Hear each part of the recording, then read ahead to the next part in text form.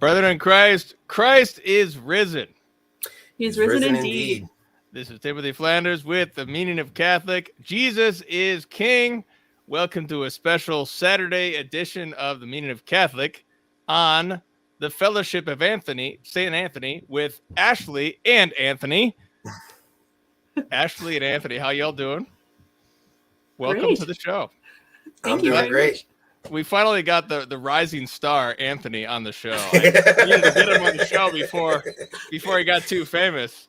This is my first guest appearance on somebody else's show. You know how happy I am? I don't have to do the heavy lifting right now. So this is the eve of St. Joseph against the Communists. Wonderful feast day, May 1st. Month of Mary, the month of mothers.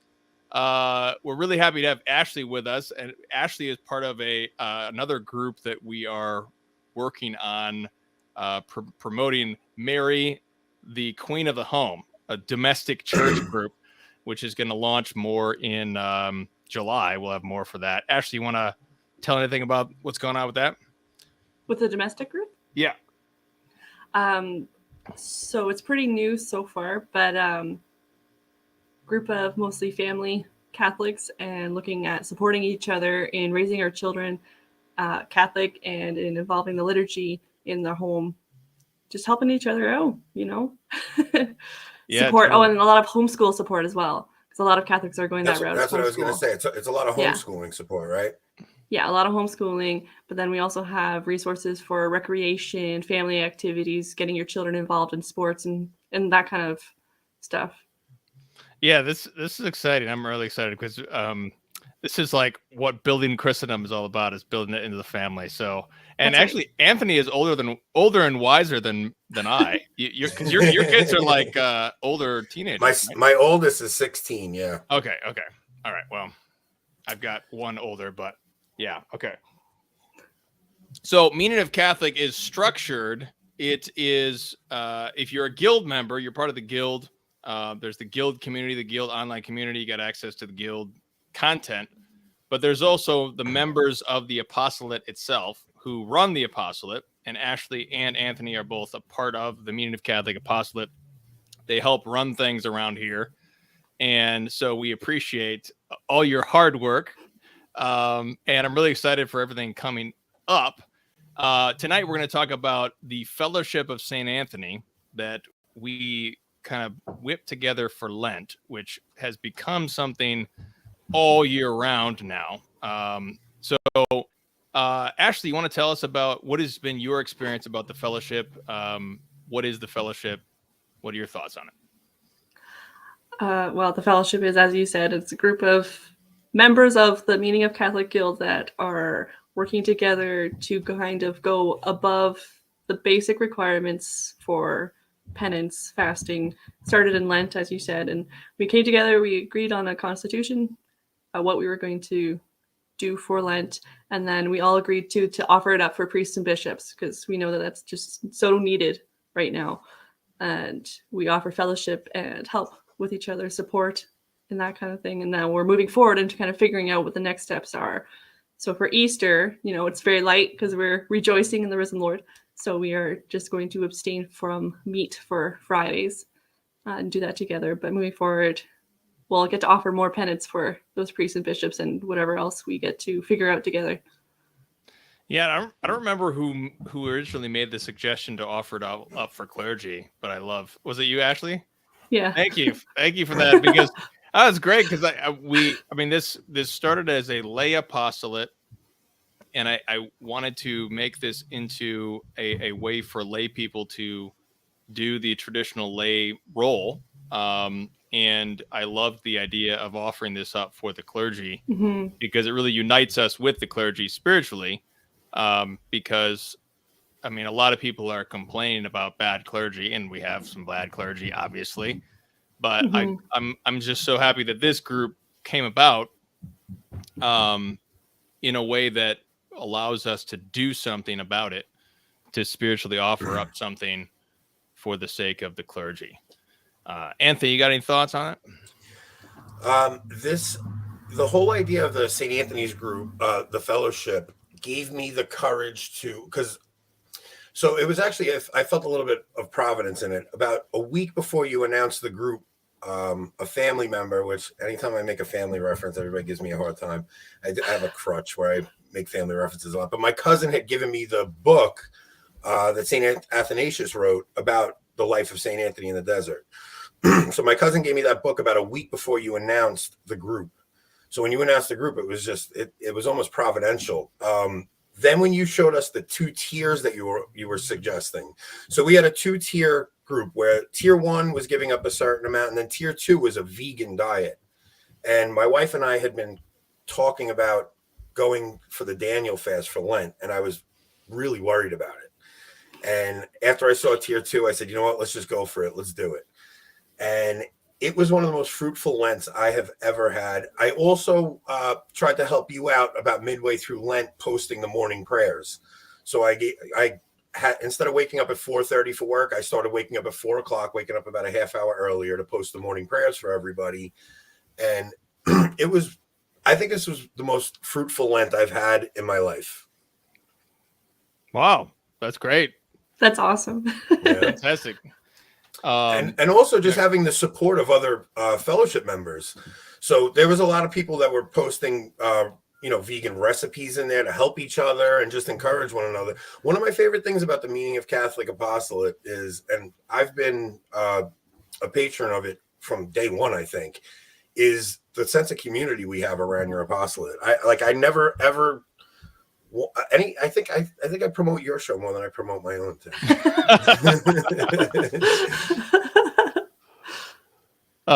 Yeah, man. I it's really great. Like my wife and I started this like 3 years ago now, and wow. We didn't really know where this was going to go. But then, actually, shout out to Paleocrat. Paleocrat's in the chat here. How come I can't see the chat? You can't see the chat? Oh, sorry. What am I? I'm in private. I'm in private. I gotta go. Oh, here we go. All right. So I'm assuming camera looks good, Anthony. Wish I could say the same about your face. Family reference. Everyone take a drink. You see, they're all talking about me. Yeah. Yeah. Paleocrat was the first guest on Meaning of Catholic, and then we had Kennedy started working with us, and then it was like this trifecta. Well, ironically, Paleocrat was my first guest. Oh, no, you were. Paleocrat was my second. You were my first, and Jeremiah was my second guest. Oh, right on. Okay. Yeah. So, the guild began when I was trying to figure out what to invest in, like that with the economic situation as it was, and there was economic uncertainty. What do you do? Do you put your money in crypto, or do you like put it under your mattress or whatever? What's going to happen to the dollar? All this stuff. And I was really excited about the idea of a guild, like where we just invest in each other. We put our investments into other Catholics and the faithful to help work with each other.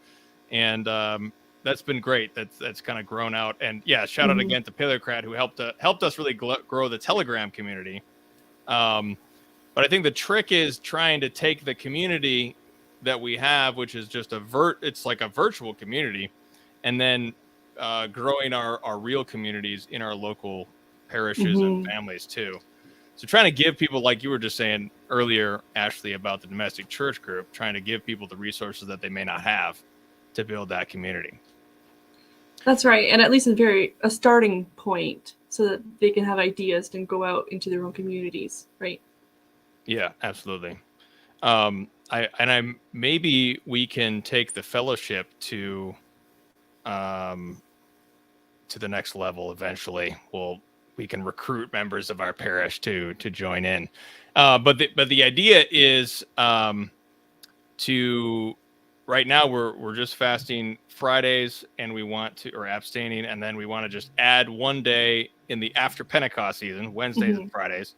And then once we hit Advent, we'll add Saturday.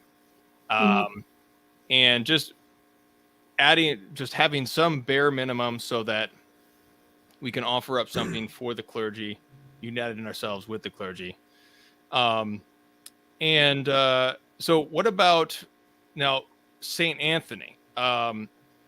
This originally came about too, because St. Anthony goes out as a layman. He doesn't, it's not ordained. He goes out as a layman to go practice asceticism. And what we hope to do at Meaning of Catholic is reclaim not only the role of the laity as parents, but also the lay role that is present in the religious life and in the Christian ruler, who also is a layman. So any thoughts from either of you on the life of St. Anthony? We read that during Lent. What are your thoughts on that spirituality coming out of the life of St. Anthony? You want to go, Ish, or you want me to go? You go first. I need to think. So we actually spoke about this last night, and the reading the life of St. Anthony it makes you realize how soft you are. Now, St. Anthony was, the man lived till 105 years old, and I think he ate one meal a day. And he ate, I think, a piece of bread a day. So what you do is it's very encouraging in one hand, but like I never went into despair reading it. It was very encouraging just to see what can happen in a person when God grants grace to them, Mm-hmm. And I just reading the book and being in the fellowship and just having the encouragement that everybody was given, it gave me the endurance to get through Lent. Now, I found that since Lent is over, I don't have it in me to stick to what I was doing, and I wanted to. But now that the fellowship is at least kicking in those extra requirements, it gives me something to stick to, because I'm making a promise and I want to stick with that promise. That's right. So yeah, it's like if I think without the fellowship, I would probably just end up right back in the gluttonous state I was before Lent. So yeah, something I really appreciate is the structure, because I get really gung-ho about something, stick to it for a week, and then I'm thinking, oh, maybe that wasn't right, and then I keep changing it. But having the structure and committing to something is so helpful for me, and saying like, no, this is what I'm sticking to. Like, this is good. You don't have to keep on adding on all these things. Like, stick to this for now, and commit to it. Keep going. Yeah, it's. I mean, Lent has always been a public penance where everybody works together and kind of takes on penance together, but it has become very much an individual thing, unfortunately. So we're trying to reclaim some of that communal.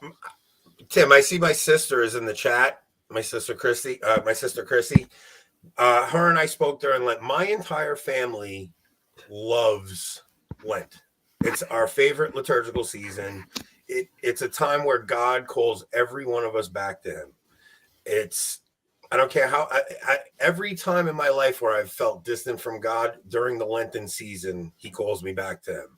So they're all probably getting on me for another family reference, but but it really is my favorite liturgical season. I will take that over Christmas, over Easter, over anything. I love Lent, and this group is helping me extend my Lent a little bit.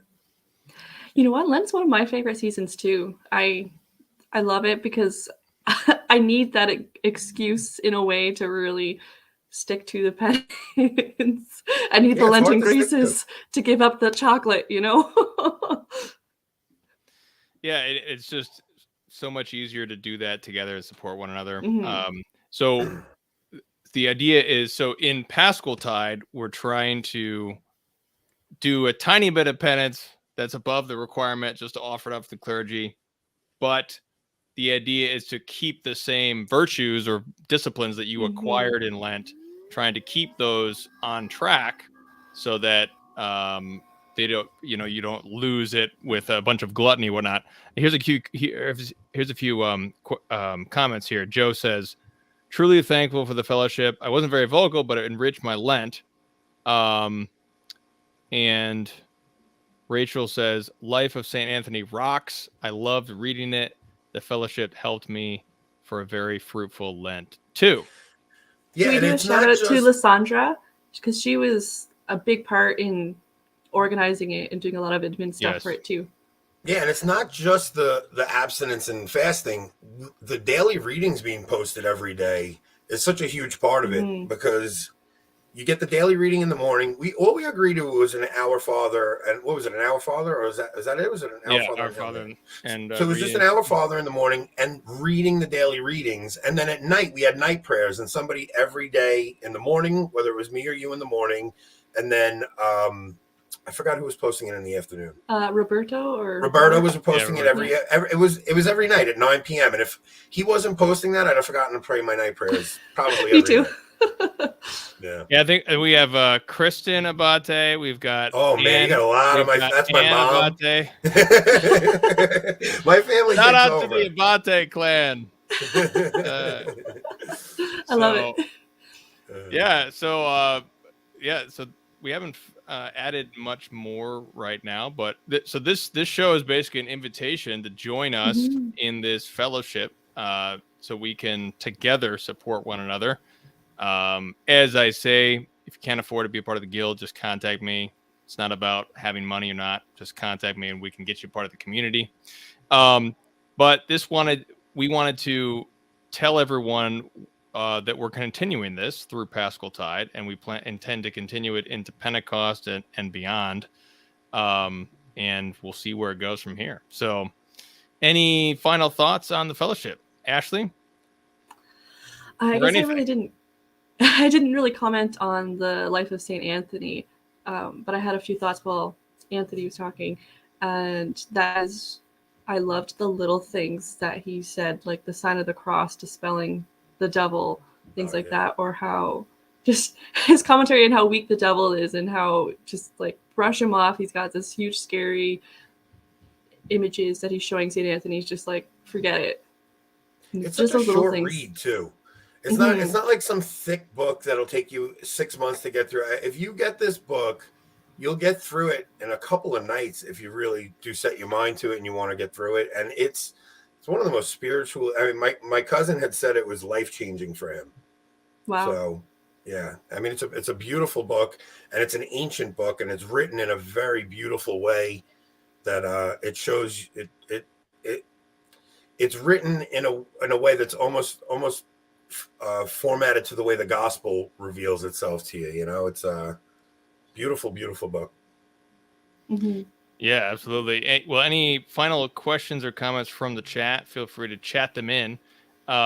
It's interesting because if you read Augustine's Confessions, he actually makes reference to this new guy named Anthony who's in the desert. And he has this book going around. It's kind of like the biggest bestseller, like the first Christian bestseller that happens in this period. And it really is life-changing for Augustine. Actually, he was a little bit of a sinner before, and then he became the greatest father of the church. So it really is an important text, and especially the aspect of the lay power. And it's written by St. Athanasius. He's a bishop, so he's writing this bishop about the layman who goes out in the desert. Rachel says St. Anthony's dialogue with the sophists and philosophers was profound and brilliant. Yes, at some point Anthony, who's illiterate, but he's like memorized the whole scriptures, and he's a holy man. He gets challenged by all these philosophers who start to dispute with him, and then he answers them all brilliantly. It's a wonderful little dispute that happens in the text. Not to make everything about me, Tim, because this show is all about the fellowship. But last night on our trivia show on Avoiding Babylon, I have no shame whatsoever. We had a trivia question. Who is the founder of Christian monasticism? And the answer was St. Anthony the Abbot. I didn't mean to just shove a plug in there, but there we go. Yeah, everybody make sure you go subscribe to Anthony's channel. And the channel is Avoiding Babylon on YouTube, and every Wednesday and Friday night we do a trivia show, and it is super, super fun. Ashley has been a winner in the chat, and she got would you get humility of heart, right, Ashley? Yes, I haven't gotten it in the mail yet, but it's coming. Well, she lives in Canada, so it takes 9 weeks really to far get away. To her, so.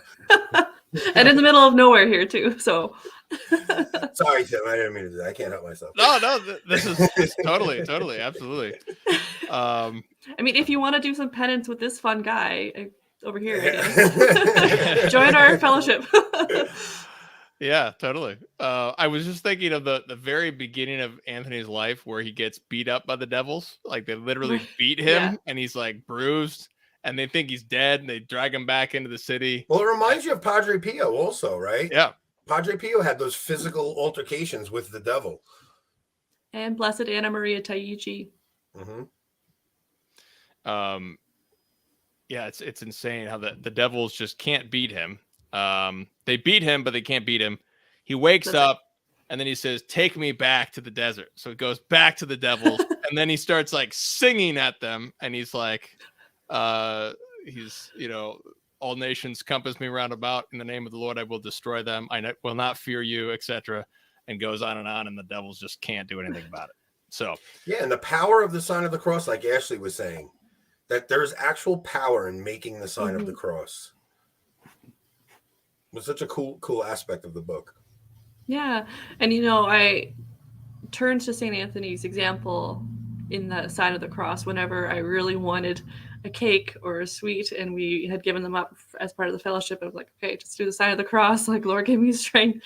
And, that's all that I could do in the moment when I have screaming children around me, whatever. And it was was that. And also in the fellowship, we were giving each other encouragement. And Tim made a suggestion. Anytime you are tempted towards something, just say, "It is not by bread alone that man lives, but by every word that pours forth from the mouth of God." And saying that little recitation helped me through so many of those times where I thought I was going to stumble. So you get spiritual help from St. Anthony and from Timothy Flanders. Timothy Flanders is our spiritual father. He absolutely. We call him the Don over in the guild. You guys don't know. He's the Godfather. So I think that came from Paleocrat. Well, he's the Kaiser over at his channel, so he is the Kaiser. That's true. So, all right. Well, that's pretty much all we have. We just wanted to talk about the fellowship, invite everybody to join us if you'd like to join in. It's a lay sodality of penance for the sake of the clergy. And so we do penance all year round. Obviously, right now we are feasting and enjoying that Christ is risen with the lightest penance possible. So Ashley and Anthony, thanks so much for being on the show and sharing about your experience. Let's offer up a Pater Noster to end it out. Let's see here. Here's Christ is risen. All right, let's pray. In nomine Patris et Filii et Spiritus Sancti. Amen. Pater Noster, qui es in celis sanctificetur nomen tuum, adveniat regnum tuum, fiat voluntas tua, sicut in cielo et in terra. Panem nostrum quotidianum da nobis hodie, et dimitte nobis debita nostra, sicut et nos dimittimus debitoribus nostris, et ne nos inducas in tentationem, sed libera nos a malo. Amen. Our Lady of Victory, pray for us. Pray for us. Saint Joseph against the communists, pray for us. Saint Anthony of the Desert, pray for us. Nomine Patris et Filii Spiritus Sancti. Amen. Christ is risen.